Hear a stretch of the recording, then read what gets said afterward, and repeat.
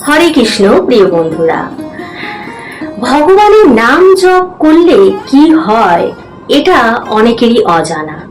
তবে আজ আমরা জানব।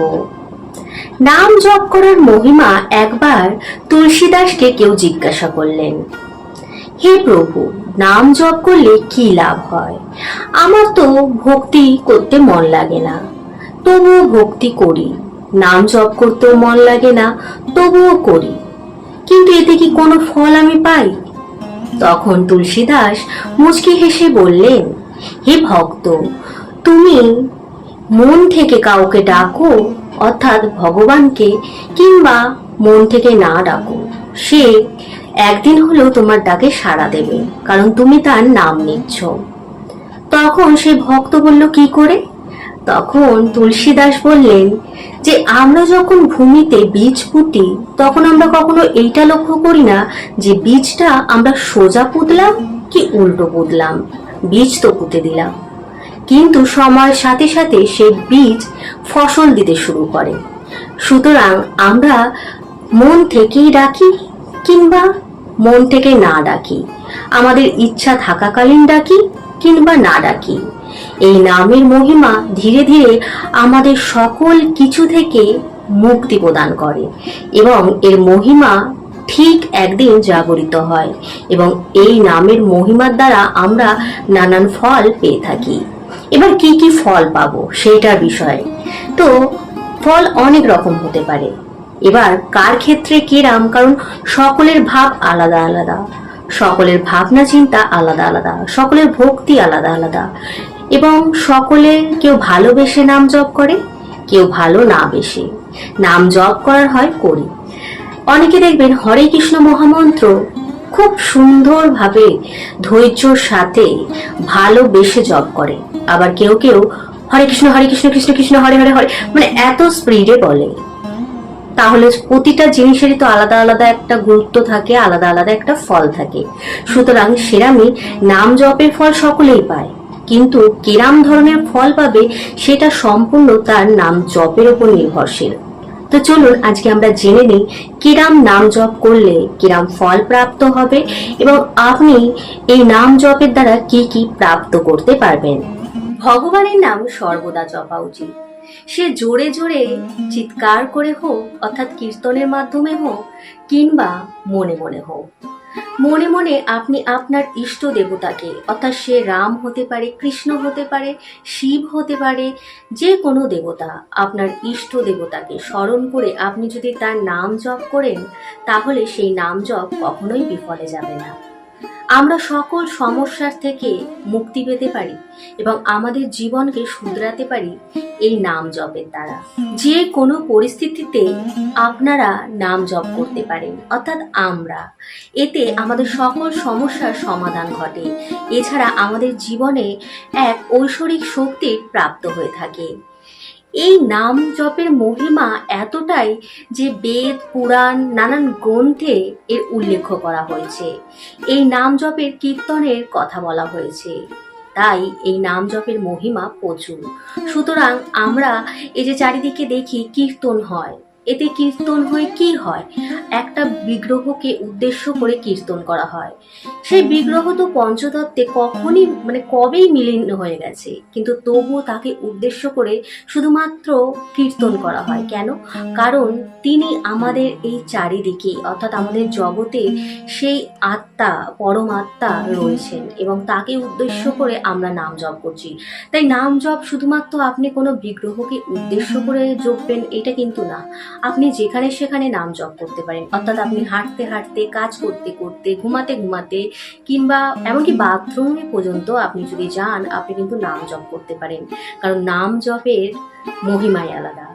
কলিযুগে শুধুমাত্র এই নাম জপে আপনাকে পরম গতি লাভ করতে সাহায্য করবে। কলিযুগে কোনো তপস্যা না, কোনো যজ্ঞ না, কোনো কিছু না, শুধুমাত্র নাম জপে আপনাকে পরিবর্তন করে দেবে, নানানভাবে আপনাকে সাহায্য করবে শুধুমাত্র এই নাম জপ। ভগবান রামের নামের অপরিসীম শক্তি রয়েছে। রাম নাম জপলে এই কলিযুগে মুক্তির বা মোক্ষের প্রাপ্তি হয়ে থাকে। এই রূপ শ্রীকৃষ্ণ অর্থাৎ শ্রী হরির নামও অনন্ত। হরিনাম জপলেও মোক্ষের প্রাপ্তি ঘটায়। এমনই শ্রীহরির নামের মহিমাও অনন্ত। শ্রীহরির নামের মহিমা অর্থাৎ যে মনুষ্য এই 2 অক্ষরের হরির নামের উচ্চারণ করে থাকে, তখন সেই নাম উচ্চারণ মাত্র তার মুক্তি হয়ে যায়। সেই নামের ঊর্জা আমাদের শরীরের শক্তি যোগায়, আমাদের মুক্তির রাস্তা বলে দেয়। এমন সর্বদা বলতে থাকলে বা জপ করতে থাকলে এই কলিযুগে কেউ ক্ষতি করতে পারে না সেই ভক্তের। আর তার জীবনে কখনো শান্তির অভাব ঘটবে না, কারণ সে যতই নাম জপ করবে তার হৃদয় ততটাই শুদ্ধ হয়ে গিয়ে জীবনের আসল অর্থ কিংবা উদ্দেশ্য সে জানতে পেরে যাবে। তার আর কোনো মায়ায় গড়া জগতের থেকে কোনো কিছু চাওয়া পাওয়ার আশা থাকবে না। নাম জপের মাধ্যমে সে পরম জ্ঞান, আসল জ্ঞান অর্জন করতে সক্ষম হয়। আসল জ্ঞান অর্থাৎ আমি ঈশ্বরের অংশ। আমি কি করতে এই পৃথিবীতে জন্মগ্রহণ করেছি, আমার উদ্দেশ্য কি, আমি কি করলে পরম গতি লাভ করব, অর্থাৎ এই জন্ম মৃত্যু চক্র থেকে মুক্তি লাভ করব এবং সেই পরমেশ্বর ভগবান শ্রী হরির পায়ে ঠাঁই পাব। এমন অনেক ধরনের ভাবনা তার মনে চলে আসে। যার জীবনে নামরূপী ভগবানের কৃপা থাকবে, সে কখনোই তার ভাগ্যর জন্য বিচলিত হবে না। অর্থাৎ আমার ভাগ্যে কি আছে, সে সর্বদা এটাই মনে করবে আমার ভাগ্যে যা আছে সবই ঈশ্বরের দেওয়া, না সেটি আমার কর্ম দ্বারা আমি প্রাপ্ত করেছি এবং এই কর্ম দ্বারাই আমি আমার ভাগ্য শুধরাতে পারবো। সুতরাং আমি বেকার বেকার আমার ভাগ্যের ওপর দোষ দিয়ে সময় নষ্ট না করে আমি আমার কর্মের দিকে লক্ষ্য রাখবো এবং সেই কর্ম দ্বারা যদি আমার ভাগ্য খারাপও থাকে আমি শুধরে নেব এবং ভগবানের প্রতি তার অটুট বিশ্বাস থাকে যে ভগবান আমার জন্য যা করছে, যেমন করছে সেটি ভালোর জন্যই করছে।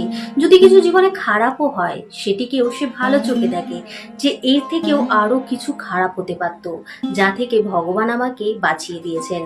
এবং সে কথায় কথায় ঈশ্বরকে ধন্যবাদ দেবে যে হে প্রভু, আপনি যদি এটা না করতেন আমি হয়তো বড় বিপদে পড়তে পারতাম। সুতরাং সে কখনোই খুব ভালো হলে যেমন বেশি উৎসাহিত হয়ে পড়ে না, ঠিক খুব খারাপ হলেও একদম ভেঙে পড়ে না। সে সর্বদা এক ভাবনায় থাকে যে ঈশ্বর আমার জন্য যা করছে সেটি আমার ভালোর জন্যই করছে। তো প্রিয় বন্ধুরা, এবার আমি একটি কাহিনী শোনাতে চলেছি, যে কাহিনীর মাধ্যমে আপনাদের কাছে পরিষ্কার হয়ে যাবে যে নাম জপ করলে আমরা কি প্রাপ্ত করতে পারি। এবং তার আগে বলে দিই, আমরা নাম জপ করলে অর্থাৎ আমরা যেই গতিতে যেমন ভাবে নাম জপ করবো তার দ্বারা আমরা কি প্রাপ্ত করতে পারবো। যদি আমরা মন থেকে নাম জপ করি তাহলে সবার প্রথম আমাদের মধ্যে আমরা পরিবর্তন লক্ষ্য করব। এবং যদি আমরা শুধুমাত্র নাম জপ করতে হয় সেই ভেবে জপ করি তাহলে আমরা কেবল নাম জপ করব এবং একদিন সেই নাম জপের ফল পাবো, কিন্তু বর্তমানে আমরা সেই ফল প্রাপ্ত করতে পারবো না। আর যদি আমরা দুটো ভাব নিয়ে অর্থাৎ হ্যাঁ ঈশ্বর আছেন, আমরা তাই নাম জপ করছি, তবুও মনের মধ্যে মাঝে মাঝে হয় কোনো খারাপ কিছু হলে ঈশ্বর নেই, আমার কথা শোনেন না, মানে বিশ্বাস অবিশ্বাসের মাঝখানে যদি কেউ থাকে, সে যদি নাম জপ করে সে কেমন ফল প্রাপ্ত করে থাকে, সে তেমনই ফল প্রাপ্ত করবে।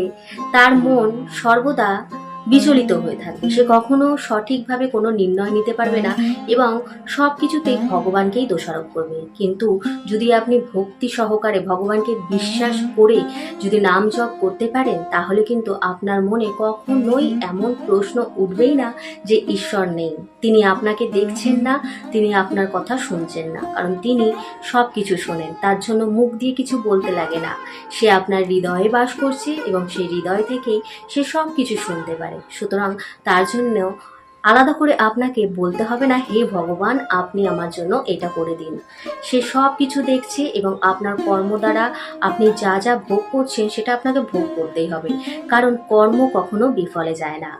তার জন্য ভগবানকে দোষারোপ করা কখনোই উচিত নয়। তো চলুন আমরা সেই কাহিনী শুনি নাম জপ করলে কি লাভ হয়।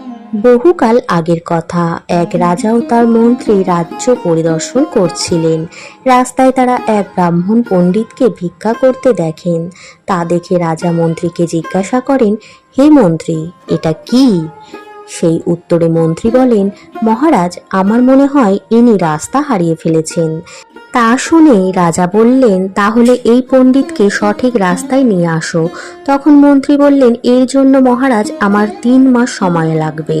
মহারাজ বললেন, ঠিক আছে, তাই হোক। এরপর মহামন্ত্রী সন্ধ্যাবেলায় ব্রাহ্মণের বাড়ি গেলেন এবং সেখানে গিয়ে ব্রাহ্মণকে তার ভিক্ষা করার কারণ জিজ্ঞাসা করলেন। ব্রাহ্মণের সব বলার পর মহামন্ত্রী বললেন, কাল থেকে ভোর 4টে আপনি ঘুম থেকে উঠে পড়বেন এবং আমার জন্য 2 ঘন্টা হরে কৃষ্ণ কৃষ্ণ কৃষ্ণ হরে হরে, হরে রাম রাম রাম হরে হরে এই নাম জপ করবেন। রোজ সন্ধ্যায় আপনার বাড়ি আমি একটি করে স্বর্ণমুদ্রা পাঠিয়ে দেব। মন্ত্রীর এই কথা শুনে ব্রাহ্মণের প্রথমে একটু আশ্চর্য লাগে। তারপরে সে মনে মনে ভাবছিল, এমন করলে ক্ষতি কি? তাতে তো আমার লাভই হচ্ছে, ক্ষতি তো কিছু হচ্ছে না। আমি প্রতিদিন এই নাম জপ করব এবং একটা করে সোনার মোহর পাবো, তাহলে এতে আমার লাভই হবে। তাই সে প্রতিদিন নাম জপ করা শুরু করেন। পূর্বজন্মে তার কর্ম ভালো ছিল, সুতরাং তার ভোরবেলা উঠতে এবং নাম জপ করতে কোনো কষ্ট হলো না। রোজ সন্ধ্যায় একটা করে স্বর্ণমুদ্রা পাওয়ার কারণে ধীরে ধীরে ব্রাহ্মণ ধনবান হয়ে গেলেন। এমনভাবে চলতে থাকে। কিছুদিন পর ব্রাহ্মণ ভাবে, আমি মন্দির উদ্দেশ্যে নাম জপ করে এত ধনী হয়ে গেলাম, তাহলে এবার থেকে যদি আমি নিজের জন্য নাম জপ করি, তাহলে তো আমি লোক এবং পরলোকে সবচেয়ে বেশি ধনবান হয়ে যাব। এমন ভেবে সে প্রতিদিন 2 ঘন্টা নিজের জন্য নাম জপ করা শুরু করে। এরপর ভগবান নামের এমন কৃপা হলো তার উপর যে ব্রাহ্মণের প্রতিটি কামনা নষ্ট হতে থাকে। আর একদিন ব্রাহ্মণ মহামন্ত্রীকে বলেন, আপনি কৃপা করে এই স্বর্ণমুদ্রা পাঠাবেন না। এবার থেকে আমি কেবল আমার নিজের জন্যই নাম জপ করব, কারণ আপনার বলা নামে আমার বিবেক ও বৈরাগ্য এতটাই জাগরিত করে দিয়েছে যে আমি প্রভুর ভক্তিতে সম্পূর্ণ লীন হয়ে যেতে চাই। একদিন ব্রাহ্মণ তার স্ত্রীকে বললেন, ঈশ্বরের কৃপায় আমাদের দারিদ্রতা দূর হয়ে গেছে, সব কিছু ঠিক হয়ে গেছে। এবার তুমি যদি অনুমতি দাও, তাহলে আমি একান্ত থেকে নাম জপের সাধনা করতে চাই। ব্রাহ্মণের স্ত্রী ভক্তি সম্পন্ন ছিলেন, তাই তিনি রাজি হয়ে গেলেন। এবার ব্রাহ্মণ দেবতা প্রভুর স্মরণে রঙিন হয়ে গেলেন। সাধনা ফুলে ফেঁপে উঠল। লোকের মুখে তার নাম ছড়িয়ে পড়ল।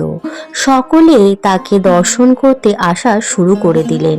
এই কথা রাজার কানে পৌঁছে গেল এবং রাজা একদিন মন্ত্রীকে নিয়ে সেই মহাত্মার দর্শন করতে আসেন এবং দর্শন সেরে রাজা মহাত্মাকে বললেন, হে প্রভু, আমি দেশের রাজা, তাই আপনার কোনো রকম কোনো কিছুর দরকার পড়লে সংকোচ বোধ করবেন না, তখনই আপনার কাছে সেই জিনিস পৌঁছে যাবে। ব্রাহ্মণ দেবতা হেসে বললেন, হে রাজা, আপনার কাছে এমন কিছুই নেই যার আমার দরকার হবে। মহামন্ত্রী তখন বললেন, মহারাজ, আপনি এনাকে চিনতে পারছেন? ওই ব্রাহ্মণ যে 3 মাস আগে ভিক্ষা চাইছিল। প্রভু নাম জপ করে এক ভিখারিও সত্যদাতা তৈরি হয়ে গিয়েছে। এই শুনে রাজা অবাক। এটাই হচ্ছে নাম জপের উপকারিতা, প্রভাব, যার প্রভাবে সত্য ভিখারিকেও সত্যদাতা বানিয়ে দেয়। তো প্রিয় বন্ধুরা, কাহিনীটি কেমন লাগলো? যদি ভালো লাগে লাইক, কমেন্ট, শেয়ার করতে ভুলবেন না। পাশে থাকার জন্য সাবস্ক্রাইব করতে ভুলবেন না। বেল বাটনটাকে অবশ্যই প্রেস করে দেবেন যাতে আমার এরম ধরনের ভিডিও আপনাদের কাছে তাড়াতাড়ি পৌঁছে যায়।